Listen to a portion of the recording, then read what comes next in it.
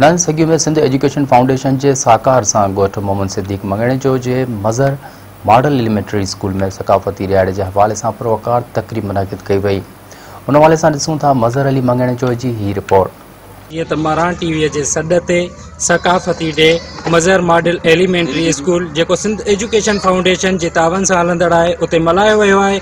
उन हवाले से स्कूल के प्रिंसिपल्स और उस्तादन से मौक़िफ़ वठंदासीं तो सकाफ़त बाबत उन्हनि जो छा चवणु आहे। शुक्रगुज़ार आहियूं जिन असांजे दिल की तर्जमानी कई है, जिन अज इन सकाफ़ती ॾींहं के हिकिड़े नई शय जी अॻुवाणी कई आहे। सिंध जा ॿेट जेके हिन सकाफ़तारी ॻाल्हि में ॼण हू दॿिजी वियल मसइलो हुयो ऐं जंहिंखे जेको आहे सो मेहरान टीवीअ पंहिंजे हिकिड़े वॾे जेका जज़्बे साण सिंध जे आॾो रूचन मसइलो आहे, जेको असांजे उमंगनि जो मसइलो आहे, जेको हर सिंधीअ जे माना हिकिड़ो सोच खे जेको आहे सो उन में वॾो जेको आहे सो झंझोड़ींदड़ मसइलो आहे, जेको ईअं सम्झो त जीअं सिंध असांजो रूह आहे।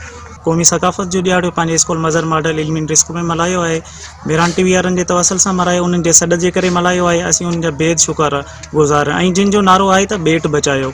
ॿेट हिकु उहा गनीमत आहे जेकी सिंध जी अहम गनीमत आहे। असीं उन्हनि जे इन नारे जी भरपूर अजा कयूं था ऐं मेहरान टीवी वारनि जा शुक्रगुज़ार आहियूं। हे ॾाहे चयो आहे त सिंध लुॾंदी पर ॿुॾंदी कीअं, छो त सिंध असांजी ॿुॾणी न आहे। त पोइ असां इहो कीअं था फील करे सघूं, इहो असां कीअं था महसूसु कराए सघूं वफ़ाक़ खे त असांजा ॿेट खाईंदो।